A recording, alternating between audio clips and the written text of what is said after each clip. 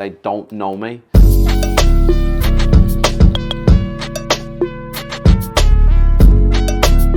Yeah.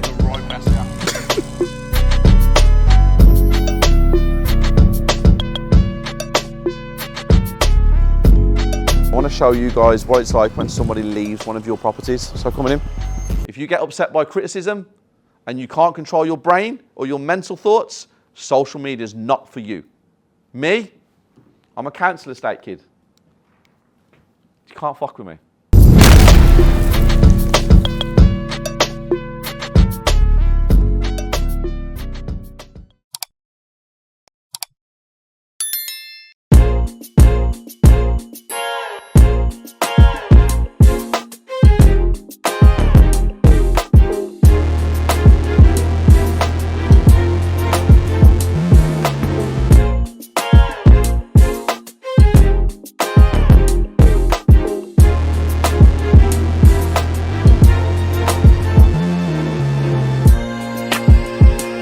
Good morning. How are we? How are we all doing? Today is a new day. Today is the rebirth of me as a person, because I feel as though I have lost my way. And I really want to talk to you guys about this. I think it's really important about how the last 4 months of my life have really affected me. The last year has really affected me. How I just don't feel like I knew what my purpose or identity was. I feel like I completely lost my way. And I think a lot of it had to do with stresses of business, things going wrong, being attacked. And I just think social media just took me away from who I was and what my purpose was. So I do want to speak to you about that. And the lads are going to get some really good content around me having a conversation with you guys later on in the day, or maybe later on in the week. But right now, I'm here. We're not showing you who's in this room anymore. So one of the things I've decided is my team that work with me, or for me, should I say, but with me, I don't really want to put them all over social media and have them open to being criticised or anything like that. These two, little and large, unfortunately, they have to be on camera at all times because they're with me all the time. But these guys over here, no, they don't need to be. She's going to be hidden over there. She's hidden. And then my operations manager will be hidden. My chief operating officer will be hidden. And my EA is going to be known by name, but not by face. I think that's the right way to do it. So right now, we are sorting out the event on Saturday. I have a mentoring meeting at 12 o'clock today. I have a site visit at 12:30 today. One of my tenants has moved out. You're going to join me on one of these, checking up on a tenant moving out, see what happens. And then we are going to go to Nando's, potentially. No Twixes. And I'm going to go to the gym. Why are you laughing? Okay, can I ask you a serious question? Okay. Well, a serious question. All right. Don't you start laughing over there. And you start laughing. Right. You've seen my calves. Okay. You've seen my shoulders. Okay. Seen my biceps. Seen my back. How do you think that happens? A bunch of Twixes. You do lift them pretty much. I think at one point he started injecting himself with Twixes. I agree.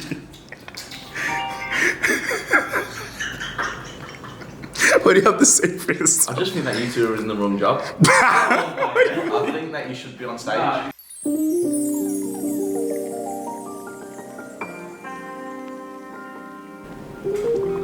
Camera rolling. Sound rolling.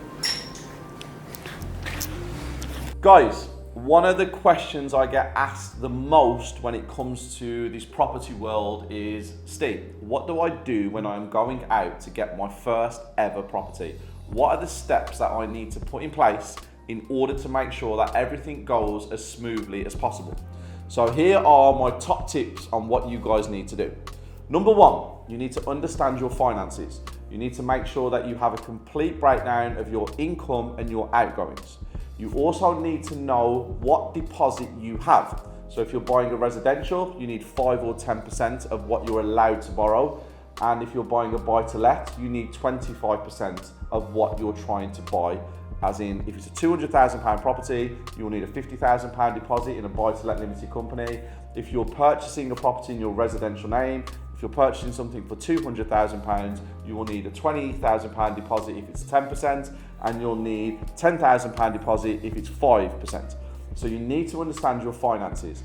If you're getting a gift from family members, you need to make sure that that money is available and ready, and they have a legitimate place of the funds being transferred to you where it's coming from.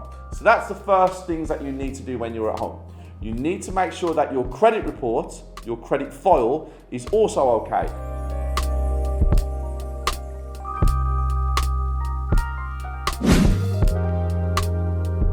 So a tenant has just moved out of one of my properties. The agent has called me to say that they received the keys back today. They've left the keys on site for me to come in and have a look at a property. So I want to show you guys what it's like when somebody leaves one of your properties. So coming in.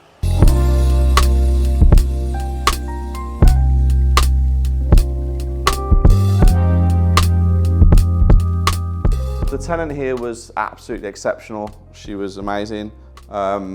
Never had any issues whatsoever.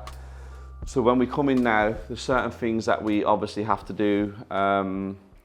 We've got to clean up, we've got to check the gas, the water and the electric meter, get the readings and stuff like that. Have a look around the property, see what things need to be sorted for the next tenants to move in. So if you look down here, there's a kickboard, that needs fixing and basically it might need replacing, I can see. The sink, looks like I want to replace the sink as well. It's been in here for a few years, so I want to replace that. Me putting the water on wasn't testing the water, it was swilling out the sink that was inside there with some dirt. We've got the microwave, ovens, double ovens. I think the fridge freezer's here. Yeah, the fridge. And there's some food at the bottom, so if you have a look at that. So the fridge needs sorting. The food needs obviously removing just in case. I may say just in case, so it doesn't start smelling. Everything else, left a table. Left a table. If we go upstairs, what we got up here? Interesting.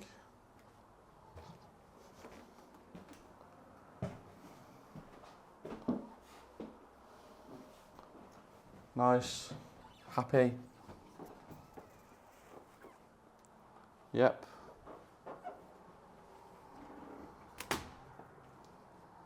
All good. Windows are open. Yeah, it's not a lot really that needs doing. It just needs painting, carpets need cleaning, sink needs replacing, kickboard needs sorting, and it just needs cleaning and freshening up. So this is a great property, a great area. Rental market's massive. As soon as it goes up for rent, it'll be gone within, I reckon, 5 days. Okay, so I have a question. Of course, let's hear your question. Is it a banter question? No, this is a legit. This is a legit question. Some of the viewers might even want to know. Okay. So, say someone has lived here for however long they lived here, and you come and obviously there's wear and tear on some stuff. Do you attribute it to wear and tear, that's it, or does that mean their security deposit is gone? It depends on what kind of landlord you are. So you can say the carpets aren't clean, the walls need painting, it's not in the same standard that I gave it to you, and you can take money from their deposit. Yeah, but Depends on who you are. as a person, yeah. As a person, yes. But realistically.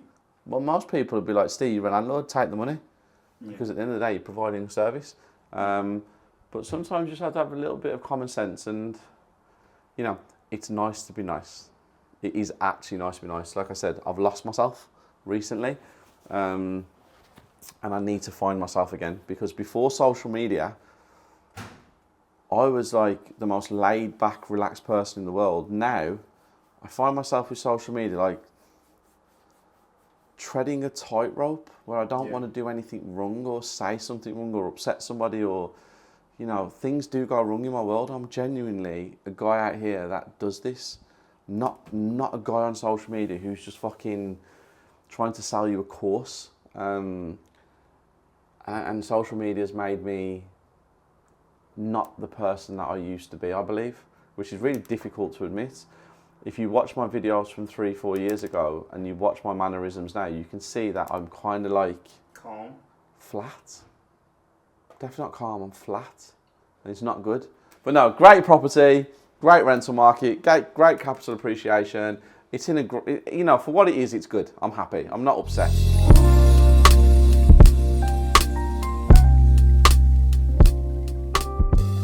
Right, we're in the back garden. Now, fence panels. They don't really need changing. These were 120 or 130 pound with the concrete post supply and fits a while ago. It's overgrown. I've got a patio over there. I've got some slabs around here, and we had like a sensor thing here. It just looks horrendous, doesn't it, guys? So what am I going to do?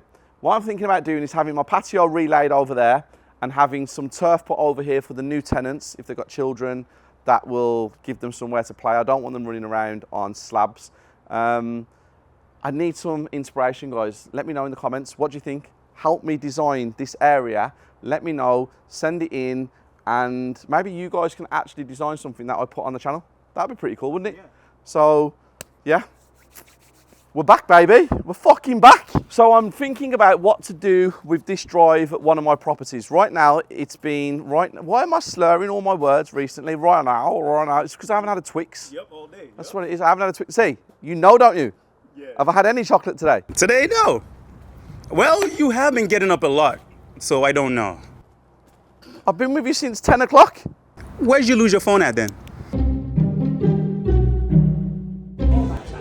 I don't like... What did you do? Lost my phone. Lost your phone. I lost my phone, and reception managed to know it was my phone and brought it back to me. No. Start. How did you lose the phone? Yeah. I'm busy. My brain is onto a million things at once, and I lost the phone. Okay. What is wrong with you? Why do you keep Twixies, food, his height? See, That's you? That's you? No, that's him. No? He puts me up to it. He tells me every day before you get in the car, he says, Steve, listen, today, let's just get him a little bit inch smaller. I've never said that. I've never ever said that. First it was keys. Now it's phones. What's next? Twixes. Never lose a Twix. Right. Never losing the Twix. Ah, whatever. So, am I going to re-gravel it at £40 a tonne? Need about 14 tonnes of gravel on here. But the thing with graveling, guys, is you put the line in underneath, and look, the weeds will always find a way through. I can tarmac it. Tarmacking, 65 to £90 per square metre. We have that concrete print, which is 80 to £100 per square metre. Block paving, but I don't even talk about that because I don't like block paving. But I need to figure out what I want to do here, because this house looks really cool, but this drive just looks absolutely horrendous. So I'll let you know in the next couple of weeks what I am going to do about my Twixies. Okay, yeah. Yeah, you don't want to be doing any of that stuff until you have the knowledge and understanding, because that's a risky thing to do. But what I would say to you is, if you concentrate on the deal sourcing correctly and you do it properly, then maybe you can raise funds without actually having to do that, because you've been around now, you understand it, you get it, you know what's going on. It's not like you're stupid, but you do need to immerse yourself in it a bit more, and you do need to start now like paying a bit more attention to going out and trying to fit it around your life so you can actually get those funds raised.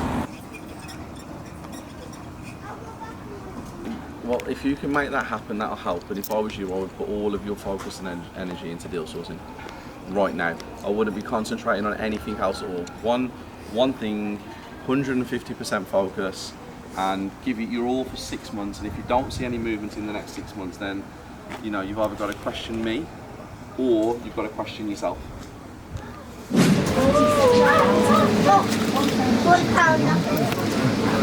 yes, quite a lot actually. Oh.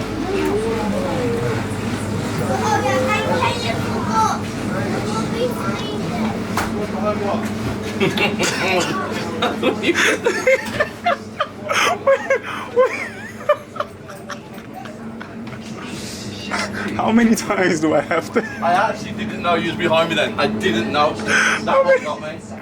How many times do I have to tell you I am always watching? You got me? I'm not gonna lie. You get me? This isn't for me. Who? This for tea. T. Apparently those are for you. Yeah. So since they're yours, I guess you could just eat them now, no? That's what we. Yeah, you take it. Enjoy. Yeah. Have fun. Why do you look like you're about to cry? Clear off, mate. Get out my face. Sorry about these sort of tears. Sorry. Okay, so Steve, what are we doing today? Today, we are going to do nothing. We're just literally going to sit down all day, sleep, eat, drink pop, relax, watch the golf. How do you feel about that? Yeah, pretty good. Okay, then let me give you my real life. We're going to deal with 101 problems. We're going to improve the app every single day. I have a viewing on an off-market property in Nottingham. So it's 3 individual floors, and in each floor there's 4 self-contained units on the first, 4 self-contained units on the second, 3 self-contained units on the third. Now, floor 1 and floor 2 are rented out for the upcoming college or university students, 50 weeks of the year, and there's 1 floor that's empty. We're allowed to go in and view this floor. The landlord wants to sell the whole block, and he wants £575,000, and the rental income is £66,000 documented from what they're telling me. Today is my first viewing. And then I have somebody who I am a huge fan of, guy in Nottingham. I look at him as though, like, you know, yeah, that's the level. There's levels in this industry, and that's the levels. He owns an auction house in Nottingham, so I'm going there today at 2:30 just to get a vibe of a different auction from the ones that I've been to in Birmingham. So I'm going there, meeting up with a Property Circle member, Darren, fantastic guy, got a very good portfolio, 12 buys to lets, and he's always been around me a few years now. He joined the Property Circle, he's elevated, he's got great things going on. So I like spending time with him, and then I also get to spend time with these two.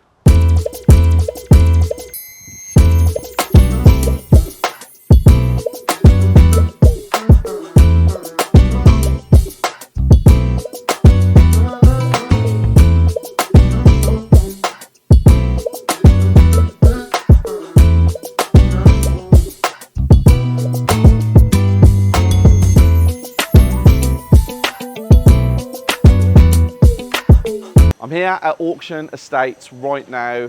You get a really good understanding of what's going to happen in the market. So there's a lot of agents here, there's a lot of people in the industry trying to figure out what is going on in the auctions, because then it follows on into what's going on in the market out there with estate agents and stuff like that. But a really nice welcome. The guy who owns it messaged me last night. I told him I was coming down. He messaged one of his guys, the introduction, the welcome, everything about it. Can't complain. So I feel good. I feel very good at the minute.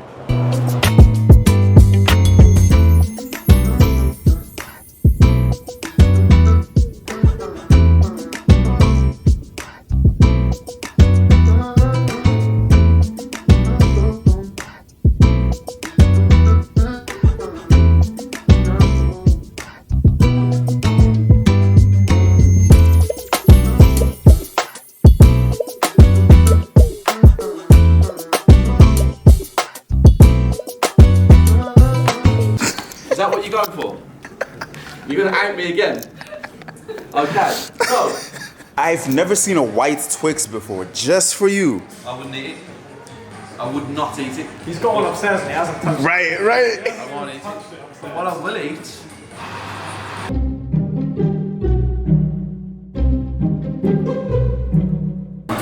Steve. Hang on. This is ridiculous at this point. No. This is ridiculous. No. How? So, this is for him. So why is it in your, and you were walking away? You're lying. It's for him. No. These are for him. No one asked you for anything. I'm just treating people. So Like, why were you walking away with them? This is for me. This is me.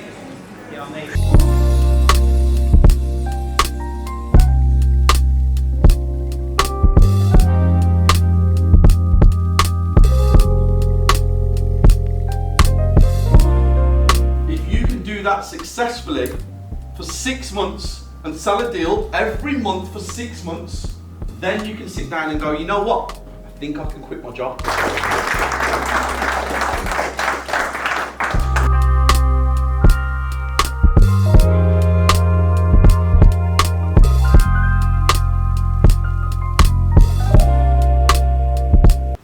Masterclass, which isn't a masterclass, it's an accelerator. Accelerator is done, the blueprint. August is the slowest month in anything to do with property, auctions, training, deal sourcing. August is just a month where everyone's on holiday, 6 weeks holiday with their children, you know, people traveling all over. So to have a room like that today turn out, and yeah, it was pretty cool, to be fair. It was one of the ones I've done where I've actually enjoyed it because we had very knowledgeable people in there today. We had people with portfolios, people with more things, and obviously the noise Meant nothing. What can I say? I'm still sitting here because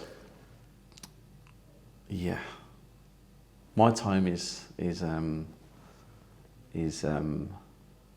very important to me. I really value time. And sometimes you just have to wait.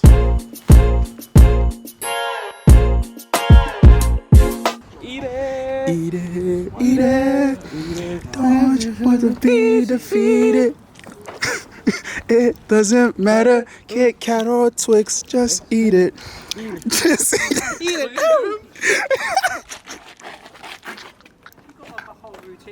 Yeah. That's how often this happens. For us to have a theme song for him now. Just eat it. Since you wanna be fat, so